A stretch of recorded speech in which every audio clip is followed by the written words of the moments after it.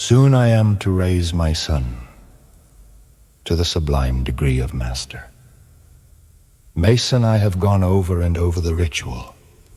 It must be well learned, second nature instructing him in the work of the first 2 degrees.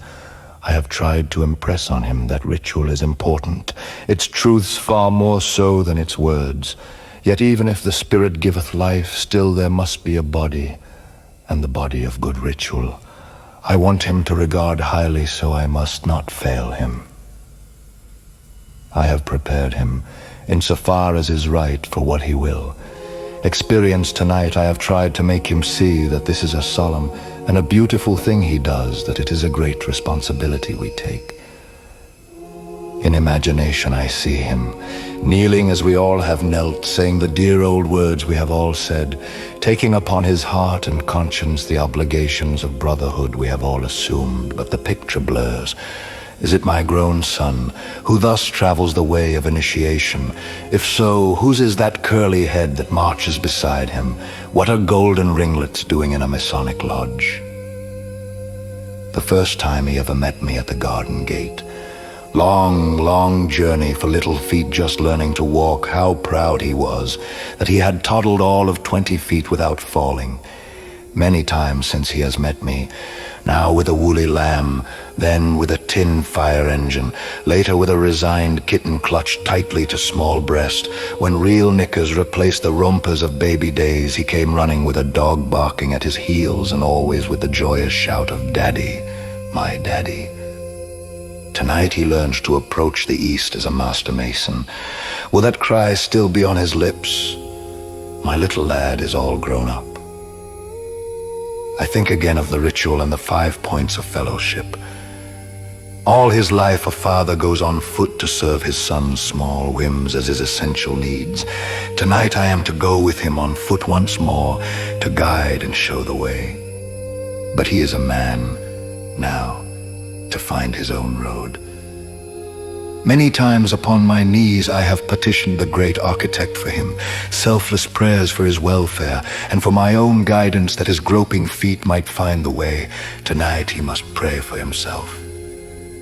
I have kept his secrets. I, from the day he confessed to the stolen jam, unknowing that it was spread large across his lips, through the years when pranks less innocent brought boyish trouble, to that hour when he introduced me to his girl. Soon it will be others who must keep his secrets.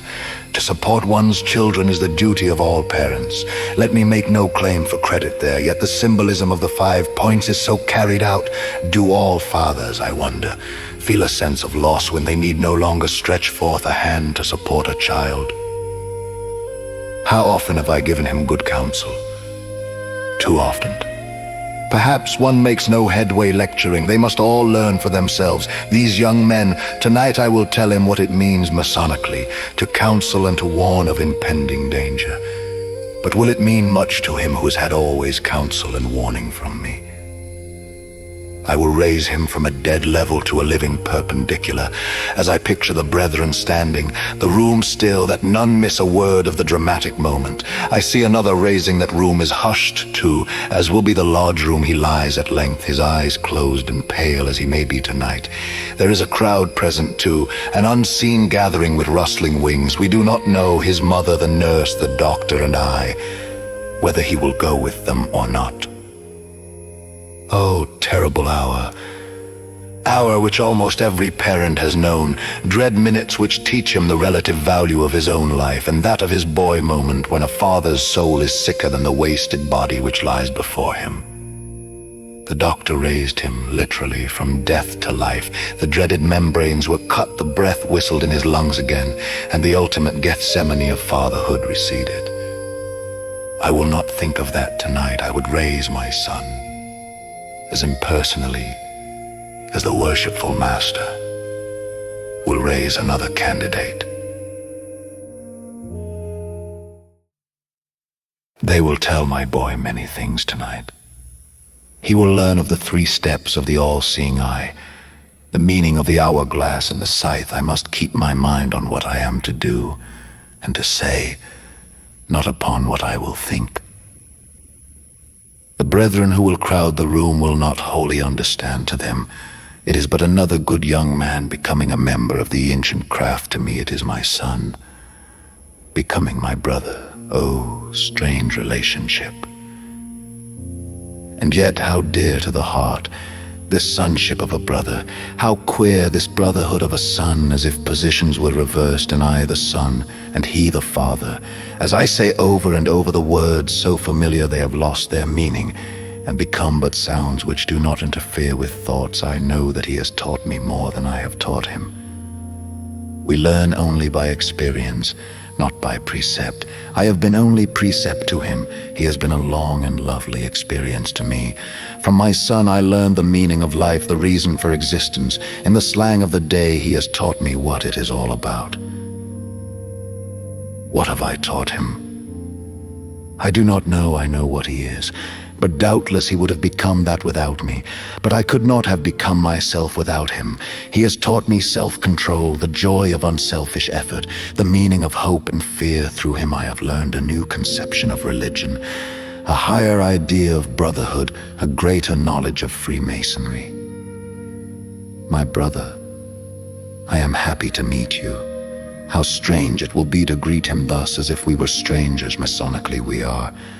He is yet but a fellow craft who tonight must travel the road over which we all have gone. My heart will beat faster, but I shall not let my voice tremble. Tonight my son graduates from boyhood into manhood, from a fellow craft into a loused mason. I see him as he graduates, the far first from his grade school to high school, placed into his middle class he was. So soothing, so important, so impressed to so my motivations. Those diploma hams on the wall of the Jerome, its rhythms a little faded, it think a little pale the beans. Next to it is that new affectionate diploma, so defined that he has competed 4 years in high school. He was not president of that class, just one of the Lance group, but the applause when he passed across the platform was loud and more. I could hear it, though I could not see. The mate he joined another class. He was 21 last year. I swine at the memory of that birthday pouting. The brave reviews were a lot of young felons so dabbed around him, and took me in with from bless their hearts together with made merry until his small hours.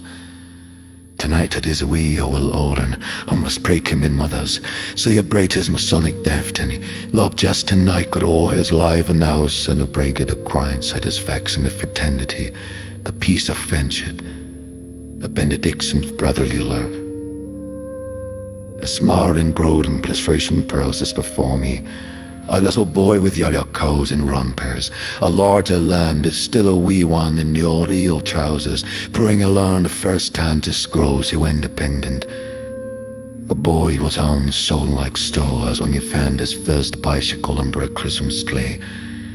A proud, the best football with his first athletic cars. A lad grown broad his shoulder and stout of limbs, staggering at the beat of the baby he had pulled for water to peat for her. The first month hers in the slime gush, when he first spoke of her. At the head of the procession strides the man I will tonight raise a mason all that the dear old fraternity has meant to me. May it mean to him, may he too find in its secluded halls the friends of his heart. May he also draw from its teachings and learn from its truths those principles which make life better worth living. If he can give to it, he will get from it. But only if he loves it will he want to give to it. Therefore does it behoove me to make this ceremony as dignified and as impressive as I may, that his first impressions of the light may be beautiful and not too blinding. In the old lodge lies friendship. Waiting many will accept him for my sake at first, who later, I hope and pray, will cleave to him for his own in the old lodge's sanctuary from care and worry, the brotherly hand in time of need, the comfort of sympathy and affection. He has but to stretch forth his hand to take. But he must stretch forth that hand. Thus a great responsibility is mine, that he be taught aright to love our institution,